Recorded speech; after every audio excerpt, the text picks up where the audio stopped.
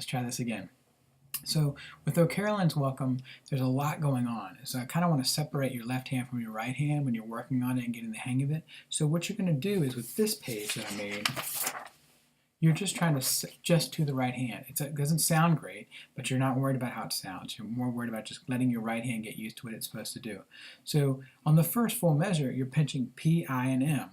You just pinch them. And then your right hand goes A, M, A on the second string. Sorry. So you're going to pinch A, M, A. Now I'm not worried about the timing of anything really. I mean, it'd be great if it's 1, 2, 3, like it's supposed to be in the music, just because if you accidentally do it, that's fine. But I don't want you to be a stickler for it. I want you to kind of just get the hang of what's happening with your right hand, okay? And then the left hand, when you start working, after you've done a measure of just the right hand, then look at your left hand, see what you got to do, and work it out that way. I think the rhythm will work itself out once you put them both together, okay? So on that first line, I thought you did great last week. Second line was taking a little bit more work, but we're looking into line 3 and the first half of line 4. Line 3 is exactly the same as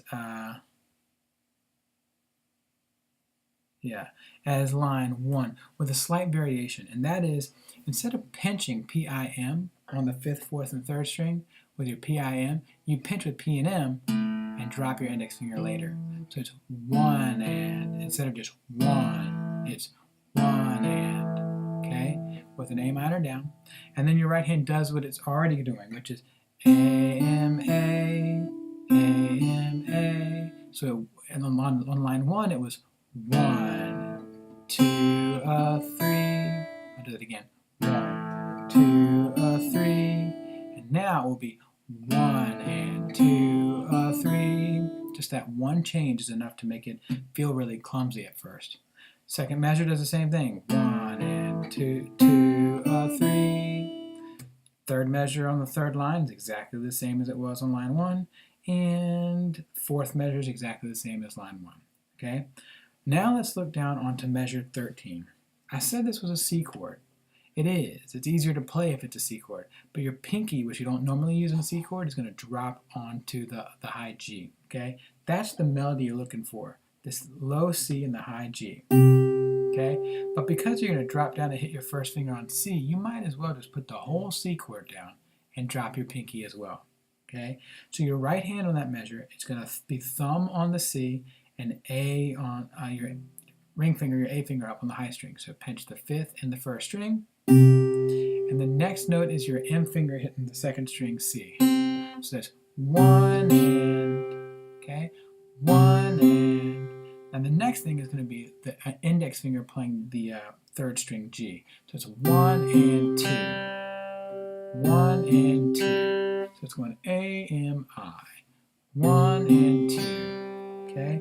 The next is the and of that second beat you just played. 1 and 2 and, okay, that's your F right there. I'll let go of the whole chord.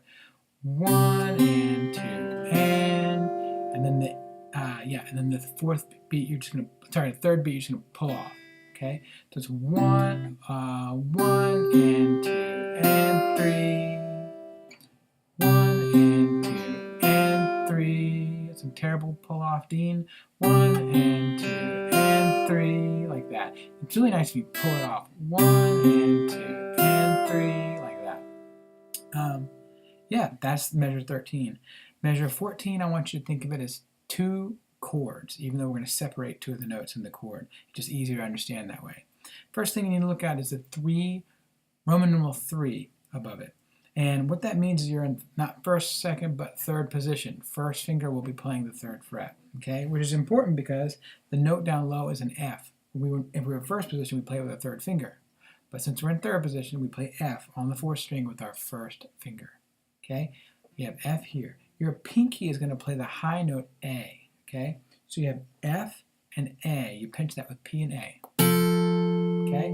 That's the first pinch. You have the F with your 1st finger and A up on the 1st string with your pinky. So it's P and A. That's the first chord. The next chord, I have it circled on the piece, is you're going to keep your 1st finger on F And then I'm going to have you put your third finger down on G because you did that and it seemed like it felt more comfortable than putting second finger. So let's do third finger. And this would be F and G. Okay? So think of it as being two chords. This first pinch and this one. Whoops. So the first pinch would be 1, and I took out the and. Remember, I X'd that out. So it's 1, and then on the next one, I want you to separate those two notes of the F and G.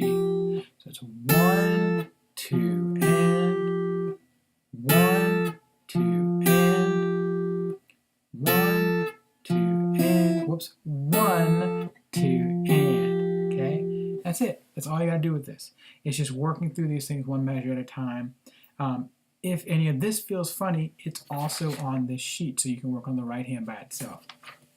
Let me know if you have any questions. Sorry about the audio. I'm really hoping there's audio on this one. All right, I'll see you soon. Bye.